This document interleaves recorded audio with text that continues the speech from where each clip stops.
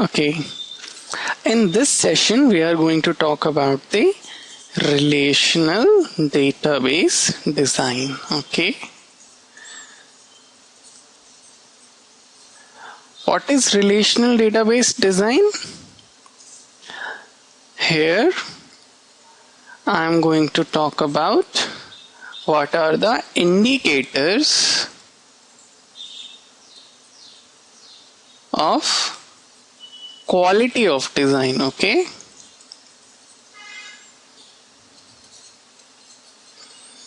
I'm going to tell you how you can differentiate a good design from a bad design. Okay, we are going to see metrics of design. Metrics of design. What is metrics? Metric means a measure of quality. Okay,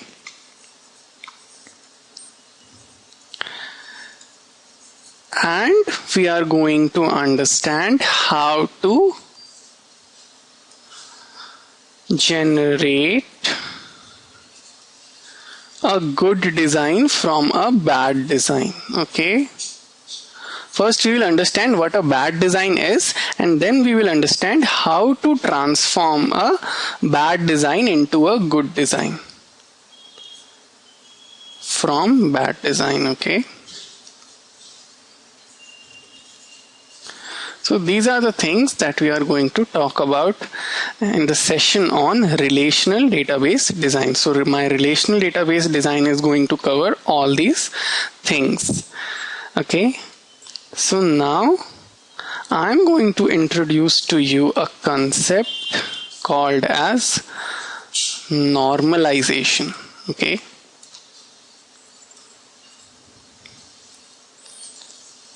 so what is normalization? Normalization is the process. It's the process by which I convert bad design into a good design. Okay, in other words, it is a process by which a bad relational schema, okay, this is a bad relational schema, bad in terms of quality. I convert a bad relational schema into good relational schema. I use the word I decompose a bad relational schema into two or more good relational schemas. Okay, good relational schemas, such that these schemas, they adhere to certain design restrictions. So my good relational schemas, they adhere to certain design restrictions.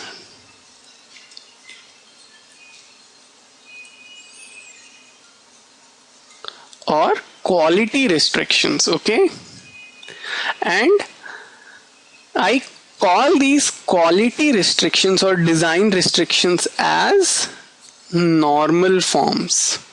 Okay,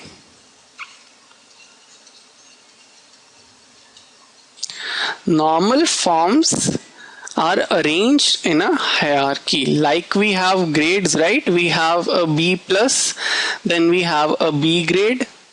Whoops, I think B is down below, right? Or rather, let's suppose I have a B minus grade, then I have a B grade, then I have a B plus grade. Similarly, I have then an A grade and I have an A plus grade. Okay, in the same manner, the normal forms or these design restrictions are arranged in a hierarchy.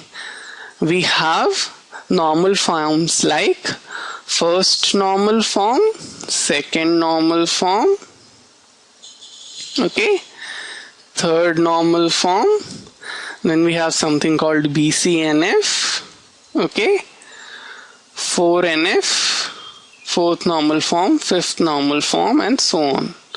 Okay, and we have a hierarchy over here.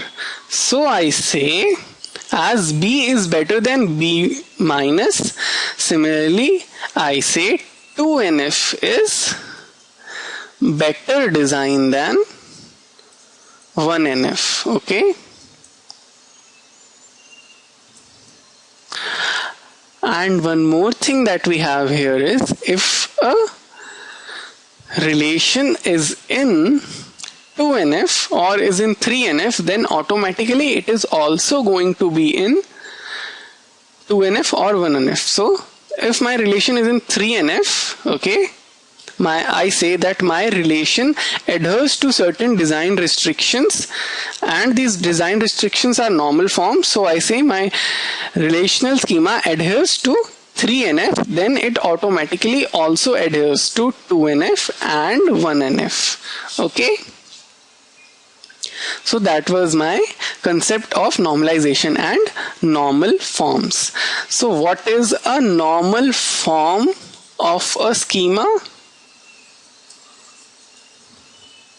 Normal form of a schema is the highest normal form that it adheres to. Highest normal form that it adheres to or that it follows. Okay, so we learned about what was normalization and what are normal forms. Now we are going to see the purpose of normalization. Okay,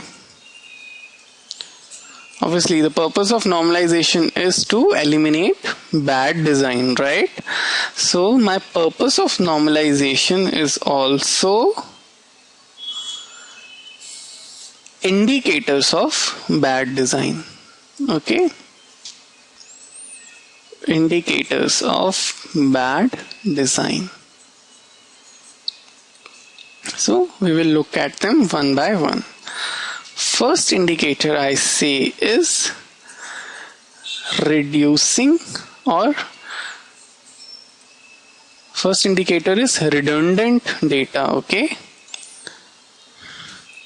and the purpose would be reducing this redundant data. So what is the indicator of bad design?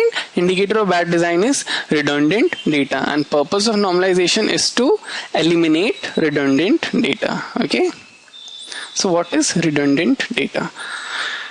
Let's assume I have a relation named employee. Okay, in this I have my employee ID, or rather let's have it just EID. Okay, I have my EID, I have this employee's name, I have this employee's email, I have this employee's official cell number. Okay, this is the cell number of the probably BlackBerry which was given by office to this guy. Okay, then I have his manager's ID. Okay, I suppose I have his department ID. Okay, I have this guy's department name, and let's suppose I have his department location. Okay, this is my schema, or in other words, this is my relation. Okay, since my schema is containing only this relation, this is also my schema as well. Okay, so I have something like this. Okay, this is my employees table, and it's something like this, or rather let's have it like this. This is in continuation. Okay, department location comes next to department name. It is in the same table or same relation. Now let's realize that I am going to have values like this in my table. what I'm going to have? I'm going to have, let's suppose, employee ID 123. Let's suppose name is Jimmy. Email is, let's suppose, Jimmy at something. Let's suppose this guy does not have a BlackBerry by Office, so I say official cell is null. Then his manager ID, let's suppose, is 456. His department ID, I say it's 12. His department name is research. His department location is, let's suppose, Santa Clara. Okay. Now, let's suppose I have another guy who has employee ID 156. His name is Joe. His email is Joe at something.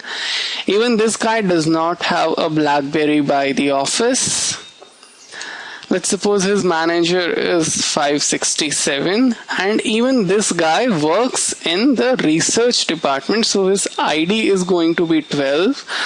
His department name is going to be research, and he is going to be working in Santa Clara. Okay, so this is my table. So what is the problem that I have in this table? The problem is this. This is my problem. I have to repeat this information again and again for all the employees who are in research. Okay, so this is my redundant data. Okay, I am repeating it and it is adding not much value here. Okay, if instead of this I had my table something like this, let's suppose I just copy this.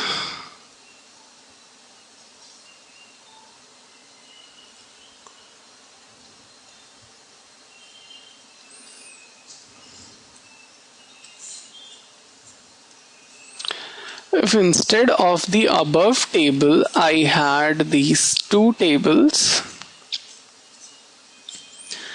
and the other table is, let's suppose, employee ID, department ID, department, whoops, the other table is department ID, department name, and department location. Okay, so instead of the above big table I have two smaller tables. Okay, so what would be the values in this? It is going to have values like, it is going to have, whoops, let's suppose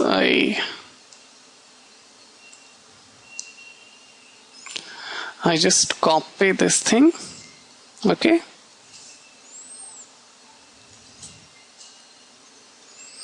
so I have this.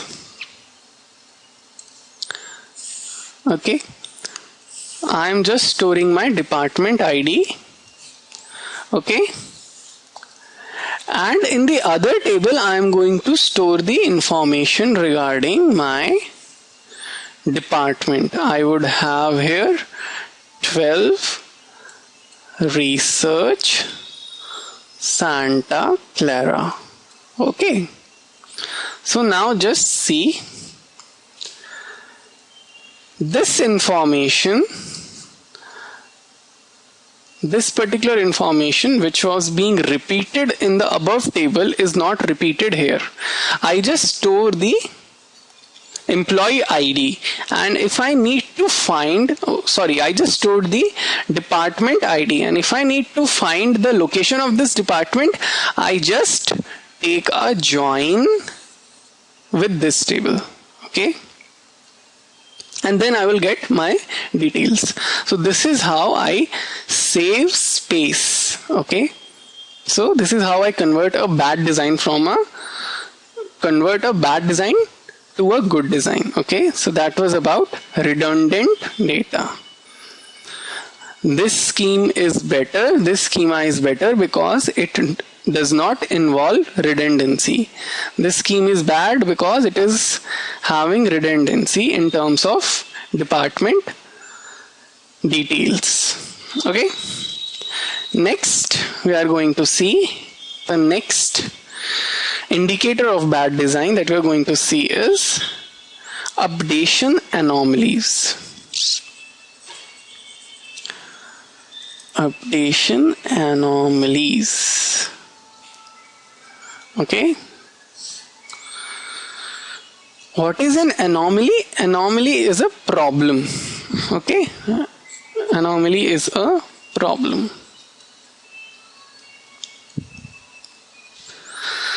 So now let's suppose in this above schema, okay, if I have to create a new department, okay, I am saying my entire schema is comprised of only this relation, okay, so I just have this relation. So now I want to store information about a new department which is coming up, okay, and as of now there is no guy working in this department, okay. Let's suppose my department is quality control. I have suddenly realized that my product should have good quality and I have decided to create a new department of quality control. Now in my table, which is this one, let's say I just copy it back, copy.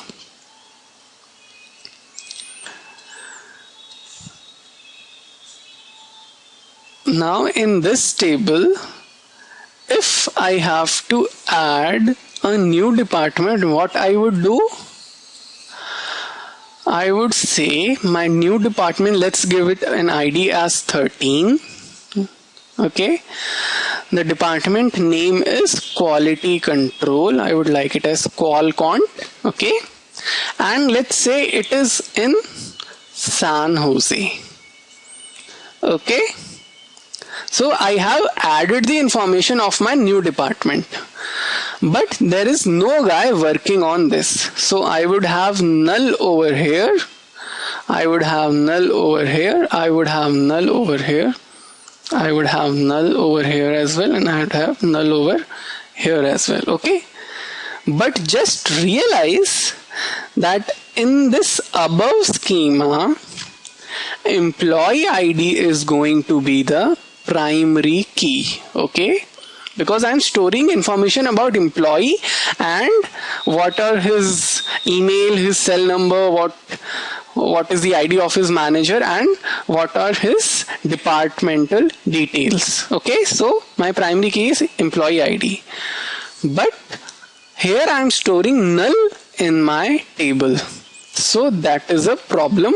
I cannot insert information about a new department until I have at least one guy working in that department. Okay. So that is an updation anomaly. Okay. However, just realize in this decomposed schema that we have, in this decomposed schema, I could have easily, since this is a separate table, I could have easily added my new department like this, quality control San Jose, right? And my department ID would have been my primary key. So this was I call this anomaly insertion anomaly. So this was my insertion anomaly. Okay. Okay, I have 3 anomalies over here. I just write it down. It is insertion anomaly. Then I have deletion anomaly. And I have modification anomaly. Okay, so right now I just covered the concept of insertion anomaly. Okay. Now I'm going to tell you what is a deletion anomaly. So, deletion anomaly. Okay. I'll just copy it back again. And here, let's suppose my Joe guy leaves the research department. Okay. This Joe is out of the research department. He has shifted to another company. Okay. So what do I have in my table right now? I have information regarding Jimmy, and Jimmy is the only guy left in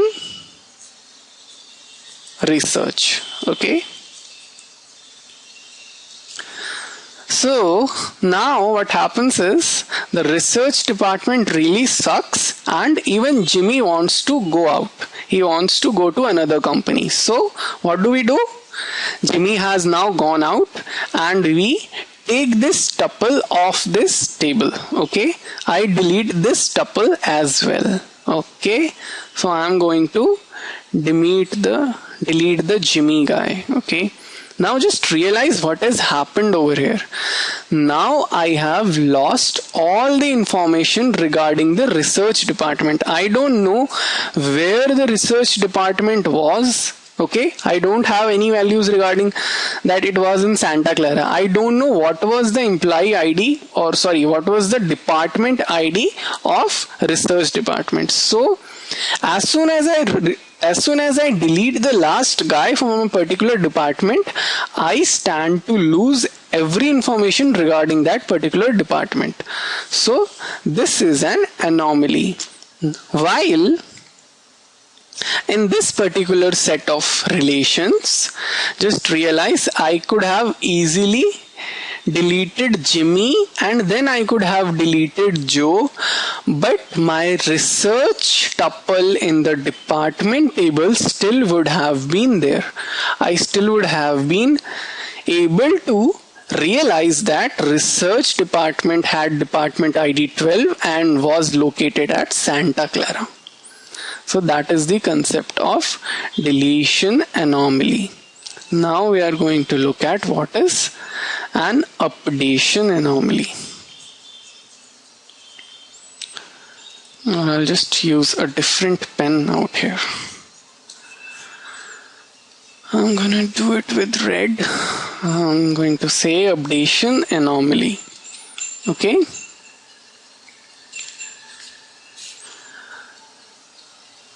Now in updation anomaly, I am now again going to copy my table out here. Okay. I think this is good. Okay, I have my table. Now let's suppose the research department is now transferred to some other location. Okay, it is now in, let's suppose, Las Vegas. Okay, you cannot do research in Las Vegas here. Let's suppose it is in Los Angeles right now. Okay, so I have to update or modify my employee table so that I can show that Jimmy, whose employee ID is 123, is working in research department at Los Angeles. Okay. So I write Los Angeles over here. But the problem here is even Joe is working in research department, right? And even Joe's location has been changed because his department has changed. So I would have to make the modification in Joe's tuple as well. Okay. So for every guy who was working in research department, I would have to change the value of department location. That is a laborious work. I don't want to do that. Hence I call it an indicator of bad design. While in the above relational schema, which was this, what it was required was I just had to change Santa Clara to Los Angeles, and that would be it. I just have to make one modification, while in the original employee schema I had to make n number of modifications where n was equal to the number of employees in that department. This is an updation, or rather a modification anomaly. Okay.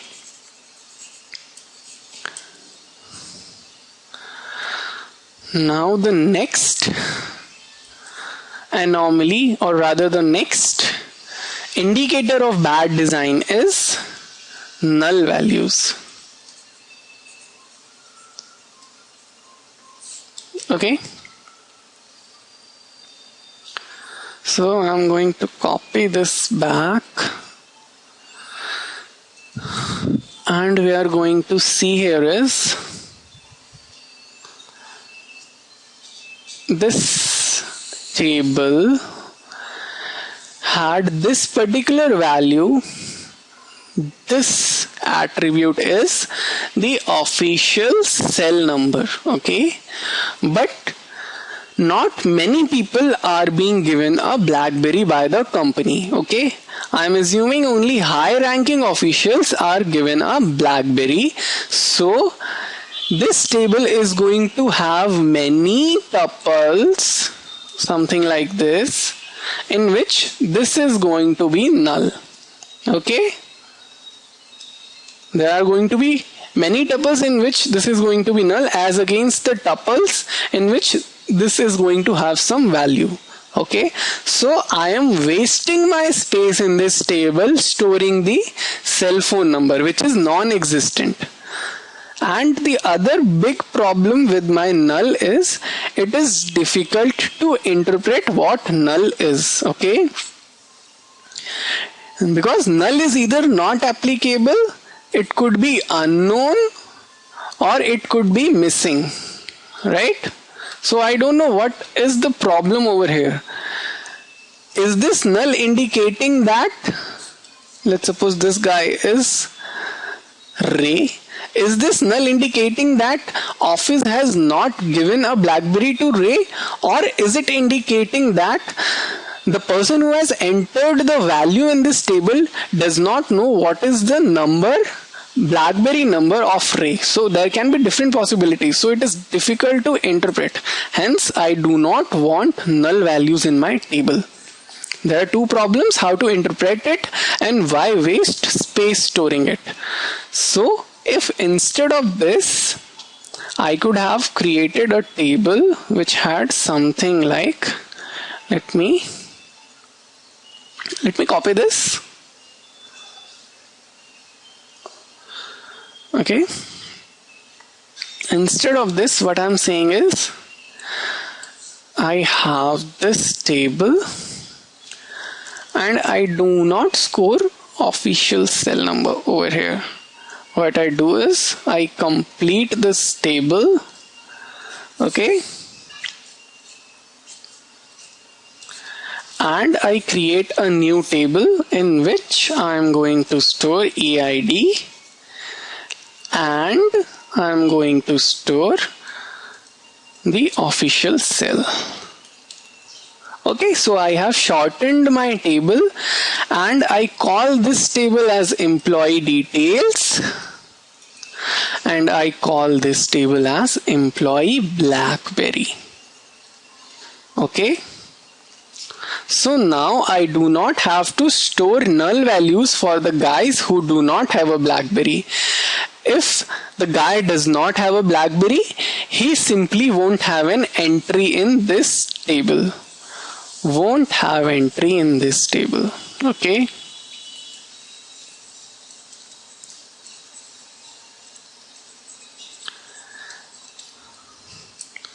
Guy,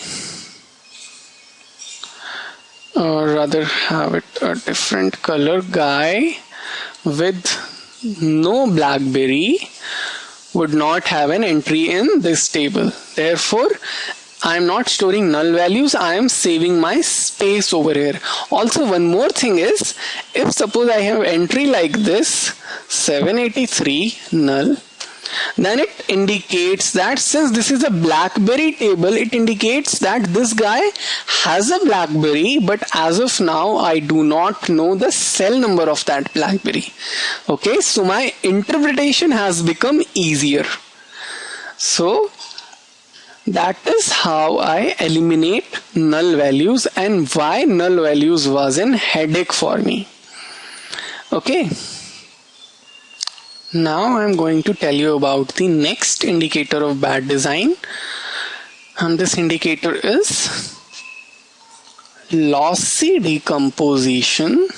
Okay, this is NY, lossy decomposition, or the problem of spurious tuples. Okay,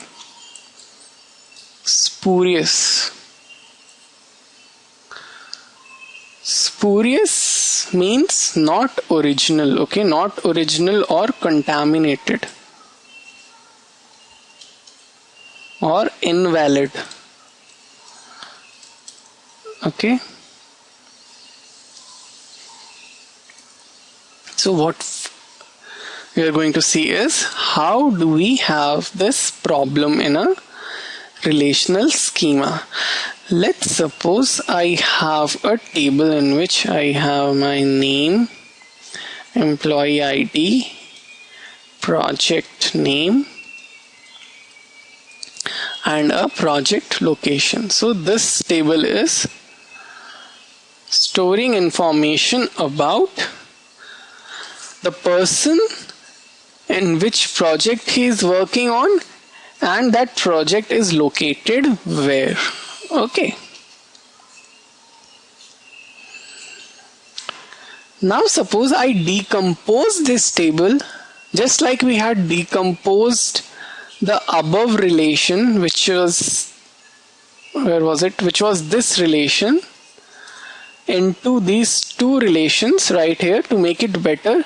Let's suppose I decompose this relation into two relations which are like this. I store a name and project location in one, and I store employee ID, project name, and project location in another. Okay.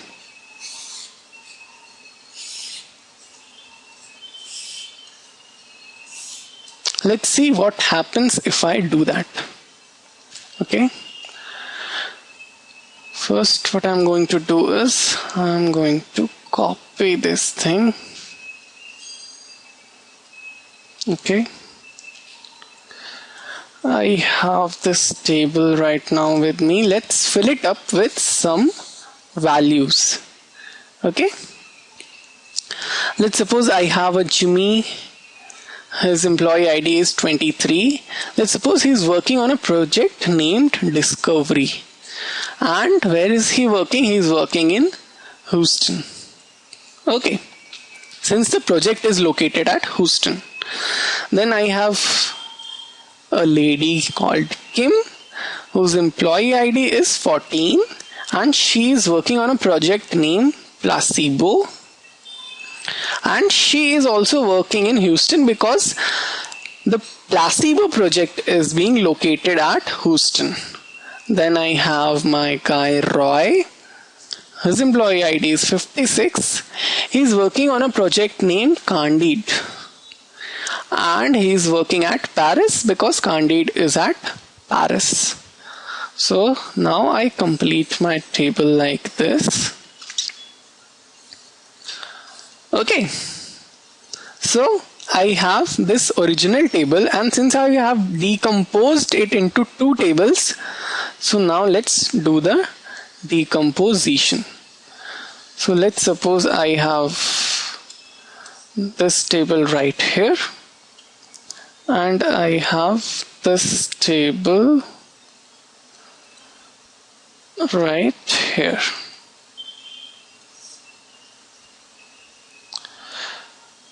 Okay, or rather let's take this a bit up. Okay, so it would look nicer. Would be able to explain you better if this entire thing comes in a single page. Okay, so I have the original table and I have my new tables, which are these. So I have decomposed it, right? So what would be the values in my table? I would have a Jimmy here and his project location, which is Houston. Then I would have Kim and her project location, which is also Houston. And I would have Roy and his project location, which is Paris. And here I'm storing employee ID. So I would have 23, I would have Discovery, I would have Houston. Next I would have a 14, I would have a Placebo and Houston. And I have 56, a Candide and a Paris. Okay, I just make my table complete. This is good. So far so good, right? No problem until here. Now let's suppose I take a join between these two tables. Okay, if I have to find out what is the project name of Jimmy, I need to take a join with this table, right? I would have to take a join, and I can take a join because project location is a foreign key over here, right? I can take a join over here. So let's take a join now. So I will take a join. Let's call this as a temporary table as join table. Okay, so what do we have here? Let's understand. This is very important. Okay, this lossy decomposition or the generation of spurious tables is a very important concept in normalization. So I am going to have attributes in this table as I'm going to have a name, I'm going to have an employee ID, I'm going to have a project name, and I'm going to have a project location. Okay, so I would take a join with these two. So first, let's suppose I am looking at Jimmy's tuple. So I'm going to start writing values as Jimmy, project name is Houston. Okay, I would take a join now with this table. So Houston matches. So I would write project name as Discovery and employee ID is 23. Now Houston matches with this tuple also. So I would write Jimmy, employee ID 14, project location is Houston, and my project name is Placebo. Next, what would come? We would have Kim. Even Kim is in Houston. Okay, so we would have again these two values over here. Kim 14, Placebo, Houston. And finally I have Roy. Now look at, there is only one Paris each in these tables. Okay, so we would have just one tuple over here. We have Roy, Paris, Candide, and what was the ID? The ID was 56. So now I am able to complete my join table. I've done something like this. Okay, so far so good, but just understand what has happened. something really bad has happened. Initially I had only 3 tuples in my original table which was not decomposed, but after decomposition and taking a join I have 5 tables. Okay, so I have generated some spurious tuples in the joined table. And what is the problem over here? The problem is this tuple and it is this tuple, because Jimmy is not working on placebo. In my original table I have clearly mentioned that Jimmy is working in discovery and Kim is not working on discovery, rather Kim is working in placebo. But since I have taken a join and my decomposed schema was not perfect, my join has resulted in spurious tuples. This is something that I do not want. Okay, now why do I call this a lossy decomposition? This is a lossy decomposition. I say this as lossy decomposition because I have lost some information.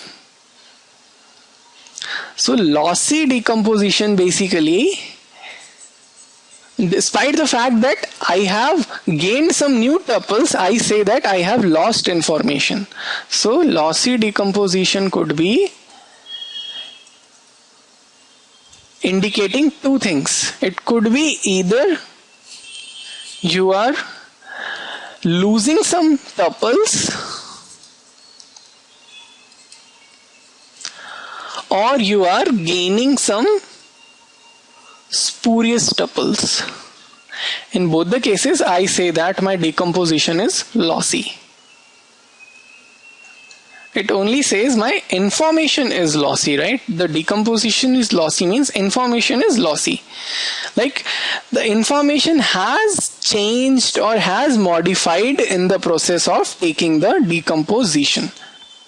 So this was about the lossy decomposition or spurious tuple factors. So we have covered what was the reason for normalization or what were the indicators of a bad design. Those were update anomalies, having null values, having redundant data, and having spurious tuples or lossy decomposition.